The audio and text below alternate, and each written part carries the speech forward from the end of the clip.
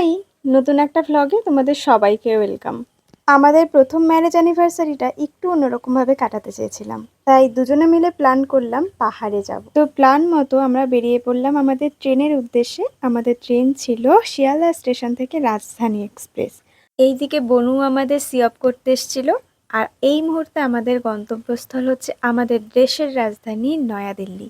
এবার ট্রেন আমাদের যথাসময়ে ছেড়ে দিয়েছিল, কিন্তু আমাদের এসি চলছিল না। আর এই যে বড় ইঞ্জিনিয়ার দেখতে গেছেন এসি কেন চলছে না। যাই হোক, কিছুক্ষণ পরে এসির ঝামেলা মিটলো। তারপর যে ট্রেন থেকে যে স্ন্যাক্সগুলো প্রোভাইড করে সেইগুলো একটু আমরা খাওয়া দাওয়া করছিলাম, কারণ আমাদের দুজনেরই খিদে লেগে গেছিলো। ট্রেনে উঠলে আমি একটাই কাজ করি, সেটা হচ্ছে ঘুমোনো। তো এক ঘুমে একেবারে আমি উঠে দেখি দিল্লির কাছাকাছি পৌঁছে গেছি। এই যে আমি এবার চলে এসেছি নিউ দিল্লিতে, আমাদের দেশের রাজধানী বলে কথা। বেশ অন্যরকম লাগছিল, খুব ভালো লাগছিল, কারণ আমি ফার্স্ট টাইম নিউ দিল্লি এসেছি। এবার আমরা পৌঁছে গেলাম নিউ দিল্লি মেট্রো স্টেশনে। এটা হচ্ছে মেট্রো স্টেশনের গেট। এখান থেকে আমরা টিকিট কেটে নিয়েছিলাম কাশ্মীরি গেটের।